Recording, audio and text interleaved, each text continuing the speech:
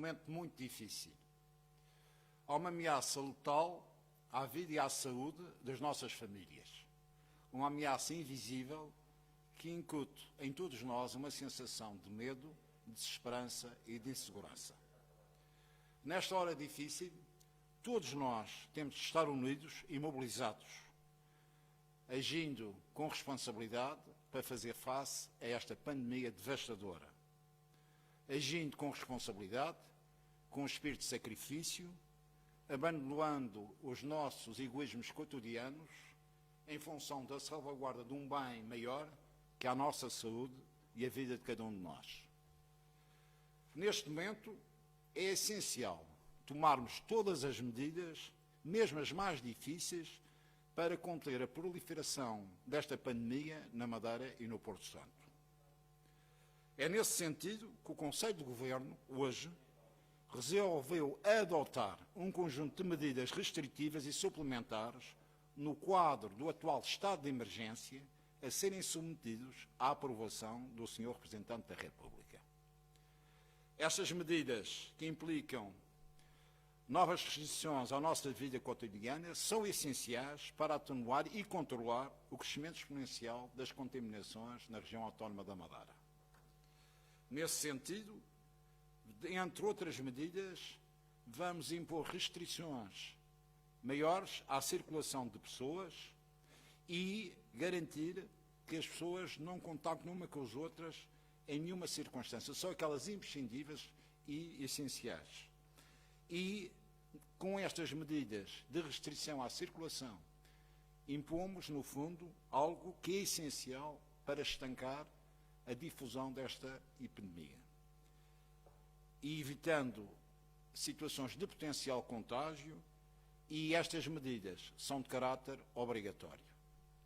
Determinamos também, para ser submetida à aprovação do Sr. Representante da República, a necessidade de estancar o fluxo de entradas na região autónoma da Madeira, porque é a única hipótese que temos de monitorizar e acompanhar os potenciais infectados e estancar a difusão do vírus na Madeira. Nesse sentido, esta resolução determina a ratificação do Sr. Representante obrigatória quarentena de quem desembarcar na região autónoma da Madeira. Ou seja, residentes e não residentes ficam submetidos à obrigatoriedade de quarentena devidamente fiscalizada pelas forças da ordem e sujeito ao crime de desobediência caso isto não seja cumprido. São medidas que estão devidamente detalhadas e que fazem parte de um conjunto de atitudes que são fundamentais para salvaguardar a proliferação do vírus na Madeira. A saúde de cada ser humano e a prioridade das prioridades nesta hora difícil que todos nós vivemos. Salvar vidas não é um objetivo secundário, mas um valor cimeiro neste momento da nossa hierarquia de valores.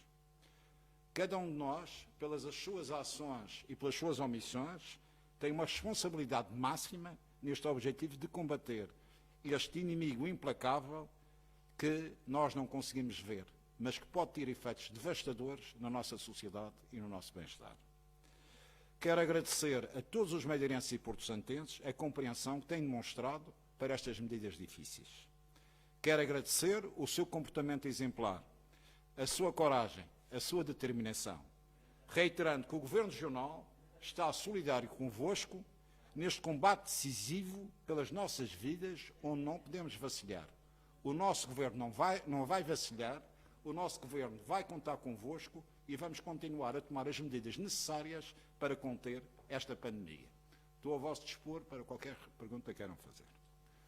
Agência Lusa, pode colocar a sua questão. O Sr. Presidente falou que iam tomar medidas mais restritivas para evitar o contacto.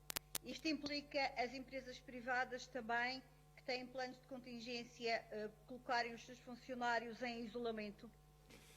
O que implica, estão devidamente detalhadas um conjunto de restrições à circulação e à conglomeração de pessoas.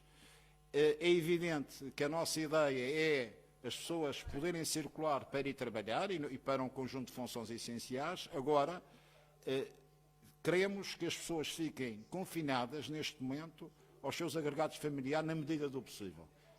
É quase impossível dizer para as pessoas ficarem permanentemente nas suas casas, mas o que nós pretendemos é que as deslocações sejam restringidas ao máximo e os contactos sejam restringidos ao máximo, independentemente da necessidade das pessoas irem trabalhar e da economia e as empresas continuarem a funcionar.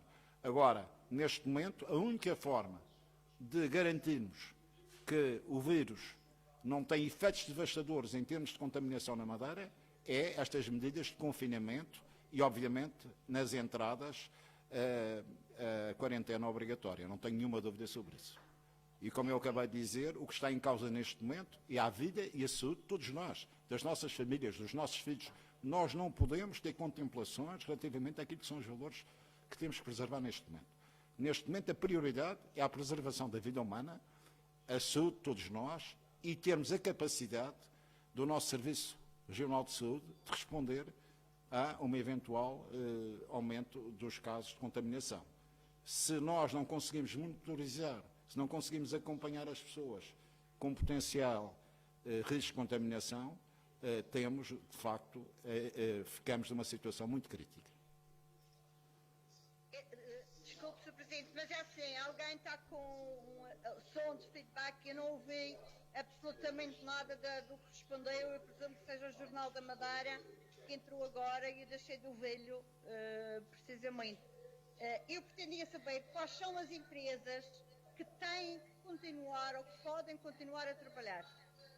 Todas as empresas devem continuar a trabalhar desde que cumpram as regras e os princípios que fazem parte, quer dos planos de contingência, quer as regras que neste momento entram em vigor, que são estas medidas restritivas. Jornal do Público, pode colocar a sua questão. Não se consegue ouvir o Sr. Presidente falar. O jornal tem que desligar.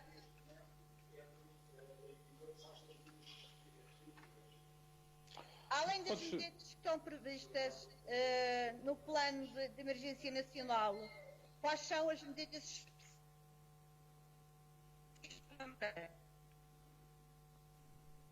Jornal do Público, pode colocar a sua questão. Não percebi, não. Eu vou pegar na pergunta que a Lusa estava a tentar fazer. Quais são as medidas adicionais, ou o Sr. Presidente falou em medidas adicionais, quais são as medidas adicionais específicas para a Madeira? Algumas medidas são óbvias. A contenção dos desembarques na Madeira é essencial, ou seja, as pessoas serem obrigadas a uma quarentena obrigatória é determinante, no sentido de nós podermos monitorizar e controlar os casos de potencial infecção. E neste momento o que nós submetemos à aprovação do Sr. Representante da República é, no fundo, a quarentena obrigatória durante 15 dias para qualquer passageiro que desembarque na Madeira. E esta obrigatoriedade, nos termos da lei, é fiscalizada pelas forças da autoridade e dá-nos a garantia de que essa quarentena não é violada, pondo em perigo a vida e a saúde de todos os nossos concidadãos. Mais uma questão para a Lusa. O Representante da República e o Governo Regional. Agência Lusa, se tiver mais uma questão. Eu gostava de insistir na pergunta dos setores que devem ou não encerrar neste plano de emergência. Nos setores que devem continuar a funcionar e aqueles que devem fechar. Portanto, nós neste momento o que temos é um conjunto de atividades das empresas que estão muito condicionadas. Como sabe, por exemplo, as empresas ou que estão, neste momento, foram impostas a cessação das atividades. Empresas de animação turística, que impliquem a conglomeração de visitantes. Todas estas empresas, neste momento, têm a sua atividade parada. E ainda bem que têm, porque é a única forma de nós conseguirmos impedir o contacto entre as pessoas. Agora, empresas industriais, construção civil, desde que cumpram as regras de serviços, desde que cumpram as regras dos planos de contingência e as regras de deslocação, evidentemente devem continuar a elaborar, tendo os cuidados necessários de prevenção. Uma última questão para o jornalista do jornal O Público. Não tenho. Não. Estou. Muito bem. Damos então por encerrada esta conferência de imprensa. Muito obrigado pela vossa presença.